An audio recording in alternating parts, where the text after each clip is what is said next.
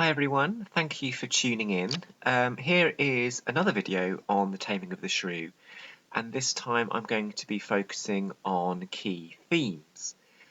This video is aimed at students that are studying the play as part of their A-level, such as for the Aspects of Comedy course with AQA, but if you're studying the play for other qualifications or levels, you might find this also quite useful.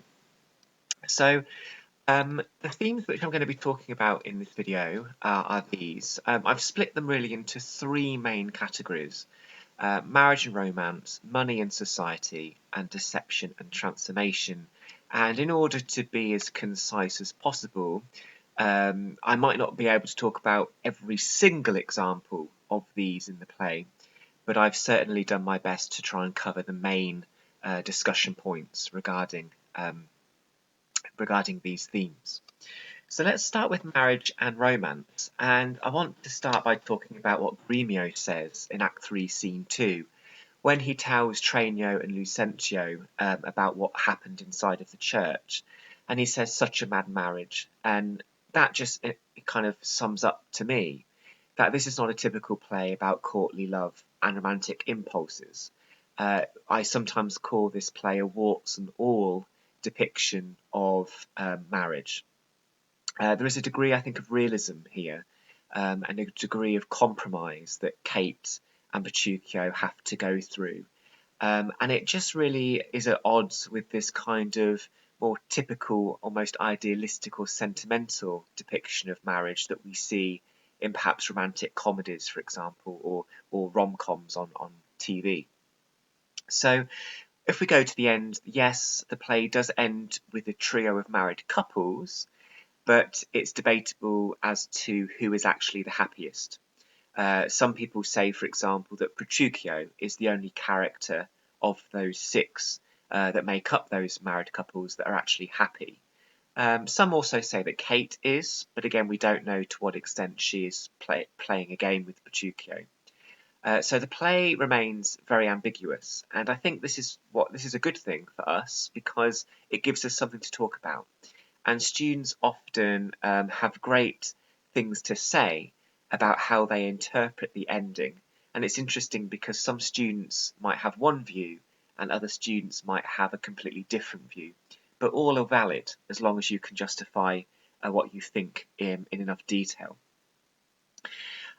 Despite the ambiguity of the ending, matrimony and the ability to be with your love interest is of main concern of pretty much all the characters, and it's only Lucentio, arguably, that adopts a truly romantic approach to wooing Bianca, although he does heavily rely on Tranio to help him sometimes. For example, Baptista says himself that he's playing a merchant's part, meaning he's a bit like an auctioneer, bidding, taking bids from suitors and allowing the highest bidder to have the daughter. And Hortensio and Gremio become distracted with schoolmasters, and they also come across as pretty foolish and quite inept at wooing as well.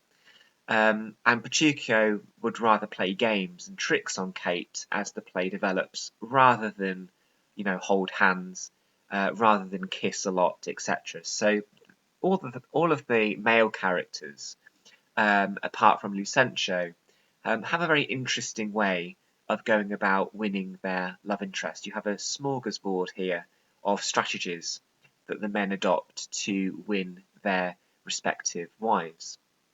However, Lucentio's flaw, in fact, of course, is the fact that Bianca is not the goddess of maidenly modesty that he thought she was, suggesting that his whole approach has been flawed from the beginning because he has been purely motivated by outward appearances. Just because Bianca looks good doesn't mean she's going to not be a shrew. Petruchio seems to be the only character that looks past appearances. Not once, really. Well, he does, actually. He kind of ironically compliments Kate's modesty and beauteous virtue in the beginning of the play. But this is shortly after we have just seen Kate torture her sister with a rope and a whip at the beginning of Act 2, Scene 1. So it reads more as ironic rather than purely honest. Um, but Lucentio, Gremio, and Hortensio do not look past appearances. Petruchio, of course, says himself at the wedding, "She's marrying me, not my clothes," which is that rejection of surface appearances and facades. At the end, one of the things that Kate gestures to do at the end of her monologue is to place her hand beneath her husband's foot. And some critics have pointed out that even at the time that this play was written and first performed, around 1592, that gesture had already been prohibited in marriage ceremonies for 40 years or so. So some critics have said that even at the time this play was written, ideals and ideas of marriage were already beginning to change. So already there is a degree of the play being slightly outdated, even at the time Shakespeare wrote it. And of course, that would have been a gesture of female subservience, but that had already left marriage ceremonies 4 decades before the play was first performed. And I'm not suggesting that's everything you can say about marriage and romance, of course, but I would hope to give you a broad brushstroke of the key points. Moving on to money and society, synonymous with marriage really, money is a prerequisite to marriage, and extensive parts of this play are dedicated to the discussions that the men have in terms of kind of dowries and bidding and issues to do with money and finance. So here we have money that is seen as a business contract and a mechanism by which characters can make money. For example, Petruchio gets 2 dowries and wins a wager, thanks to his commitment to marry Kate. He's already rich, of course. He's inherited all of his father's stuff and money, so he's not like Sly and has nothing. He, though, comes to Padua and gets even more money at points during the play. So a lot of the play is dedicated to this kind of macho world of bidding for women. That brings into question the motive of Petruchio. Does he just want Kate because of the money attached to her in her dowry? And if that is the case, and love does bloom between them as the play develops, then that perhaps should be seen as a bonus.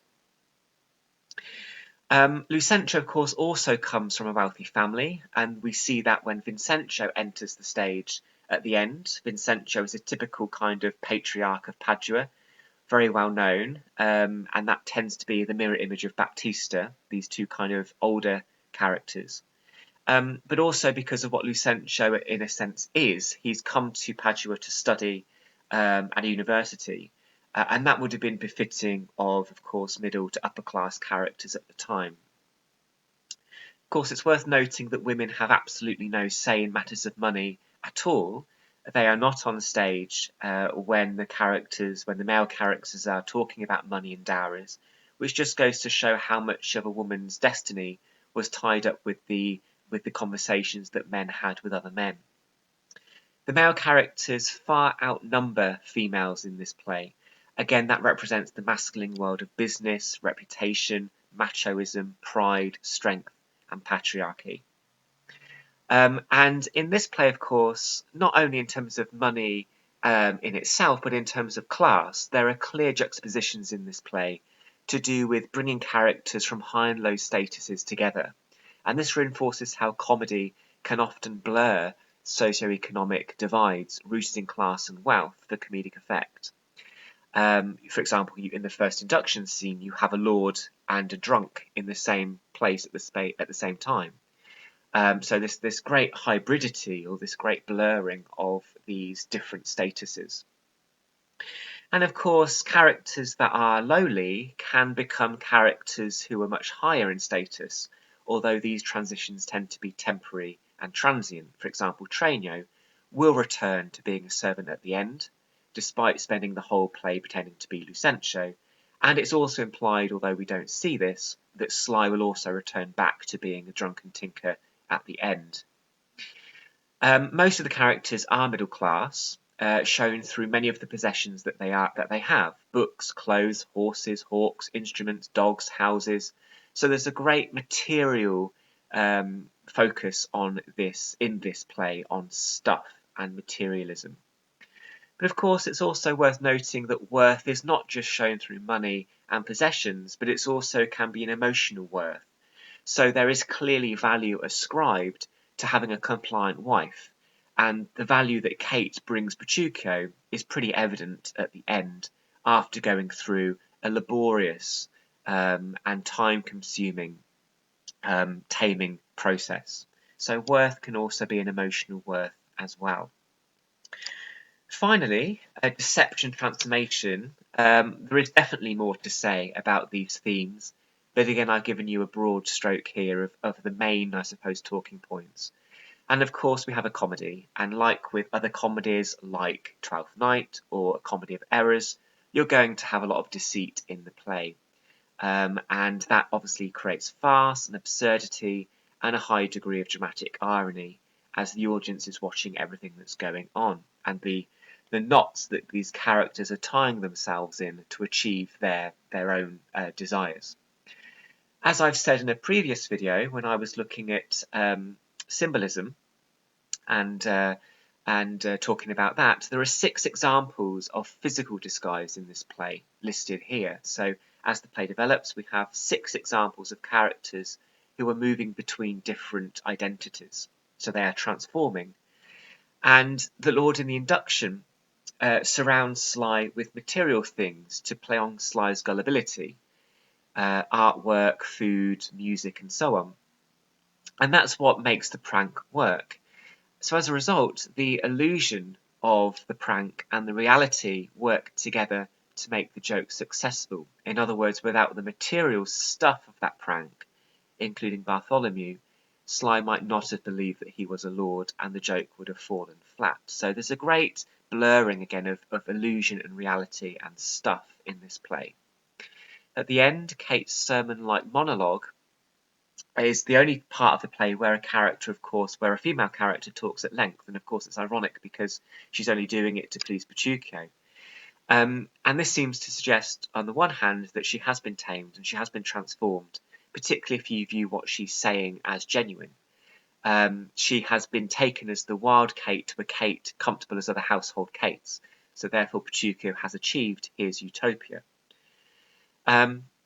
However, whether audiences actually believe Kate has been transformed is another matter, and that's why this play retains a huge amount of ambiguity. She could just be saying things in order to play Petruchio at his own game, and she could be playing an elaborate joke on Petruchio and having the last laugh. That is often an interpretation that feminists would like to put forward, the idea being that she almost refutes the patriarchal control by being more sly than Petruchio is. So whether or not you see Kate as genuinely tamed or simply as playing Petruchio in a game in an elaborate joke is down to you as the audience. There's a lot of animal imagery in the play and cross-dressing, and that of course all foregrounds Kate's journey to compliance and obedience. In the subplot, which often offers us a comic relief from the main plot, the guise of the school tutor is of course significant in terms of creating that comic relief farce and irony, dramatic irony. And the characters spend, pretty much the whole play dressed as school tutors. And as I've said in the symbolism video for Shrew, the school tutor is not here a depiction of serious scholarly activity, but more just a personal device by which characters can achieve a love interest. Ironically, though, in terms of Lucentio, despite coming up with this quite clever school tutor trick after overhearing Baptista needing a school tutor in Act 1, Scene 1, ironically, the deceiver is the deceived, because Bianca is not the woman that Lucentio thought she was. So as a result of this, clothing is always going to be a central motif in this play, because it physically enables characters to cross those divides. And it also establishes the extent to which Kate is compliant. So if you think of the hat and the gown in Act 4, Scene 3, clearly at that point she's not yet compliant because she contradicts Petruchio and says the gowns are lovely and the hat is lovely. Had she said they're awful, she would have been rewarded with them. So Petruchio is using clothing to test her compliance, and this is also the case at the end when he asks her to take the hat off and stamp it underfoot, which she does. So clothing and the test of obedience are never far away. Equally, the older, wiser characters, the mentors or the sage characters, if we're looking at archetypal character types, are equally as gullible and prove to be the barrier by which the younger characters try to outwit.